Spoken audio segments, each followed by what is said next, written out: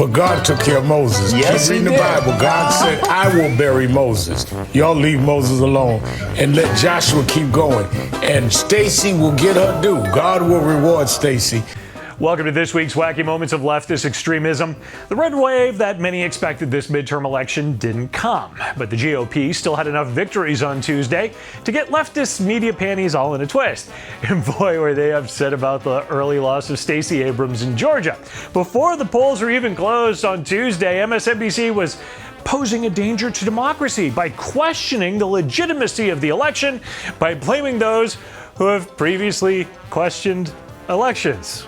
The level of voter suppression is beyond anything that we saw in 2018. So I think it's completely up in the air. There has been youth turnout at levels we haven't expected. Democrats feel confident. Republicans I've spoken to feel confident. But we can't say that whatever happens tonight is a fair and equitable election because there have been too many laws passed by election deniers to keep people from being able to express themselves. Yeah, MSNBC really loves Stacey Abrams. To them, she's of biblical stature. She's just like Moses. Moses, he led the Jews to the promised land, but he didn't get there himself. He didn't get there himself, but God took care of Moses. Yes, Keep reading the Bible. God said, I will bury Moses. Y'all leave Moses alone and let Joshua keep going. And Stacey will get her due. God will reward Stacey. Anytime you see Ossoff and Warnock and Biden in Washington, you're looking at the work of Stacey Abrams. Amen. It seems in the MSNBC Bible, it says that God endorses the candidate who opposes basic voter ID laws. So how will God reward Stacey for this?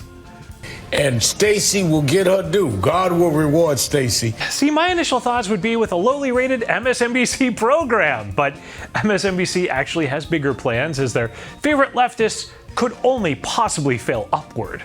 Well, Stacey Abrams, I think, is in a category of her own just because of the operation she built in Georgia that Democrats are relying on to bring home another Senate seat in this runoff. And she seems like she would be on a glide path to a really plum Biden administration post just because of her visibility. Sure, if you lose, you just get appointed to a plum power position within Team Biden. I mean, there's a lot of losers there. Except for Beto. MSNBC doesn't even like him anymore. Beto O'Rourke, I really wonder, because now he's had two pretty big losses statewide in Texas. Wow, and MSNBC deserts a leftist. That's pretty cold. I don't know what my role or yours will be going forward. Maybe you can go lament the fact that we live in a constitutional republic with Tiffany Cross. Perhaps when you build a nation on stolen land with stolen labor, it was never going to be a republic we could keep. Can't believe they let her go, huh? With the result of the midterms, there are a lot of questions that Republicans will be asking themselves. But I guarantee you that the media will not have any of the answers. As ABC's The View is pretty darn sure that what we all learned is that crime, inflation, and the border really don't matter to Americans. And I think what's also significant is, Biden was criticized for not talking about crime, inflation, and immigration. Those are Republican talking points. Just talking points. I mean, things like inflation, Americans love it. Yes, purchasing power is harder. It has become more difficult. However, one of the things that keeps prices so high is our willingness to pay those high prices. Don't look to blame Bidenflation. It's really all your fault, America. We're bitching and moaning that we don't like that hamburgers cost $25, but we're still lining up to go to those restaurants. It's all our fault. Americans just keep going out to eat, she says. I'm not quite sure where Rule is gathering her high restaurant traffic information, but, again, facts. But the nice thing is, occasionally a blind pig finds an acorn once in a while. And this week, the leftist media actually found a fact as they traveled across Florida to give their patronage to restaurants, and it was all in an effort to find a diner who didn't like Governor Ron DeSantis and who was supporting Democrat Charlie Crist. And darn, they tried really hard. Once we started digesting our food and digesting the day, we realized that on that day-long trip, we spoke to dozens of people up and down the coast of Florida, all in precincts, by the way, that voted for President Biden in 2020. But to our surprise, we did not run into a supporter of Ron DeSantis' Democratic opponent. That would be Charlie Crist. Yeah, it was really that tough. At one point, I stood at a stop sign and flagged down every single car to ask the driver who they were supporting for governor. At another point, I went into a diner that wasn't even on our list. This was meal 4 of the day. Went to every table and couldn't find one. That may be the best clip of the week, but while some in the leftist media are gloating about the red wave that didn't hit shore, don't think that they're not worried.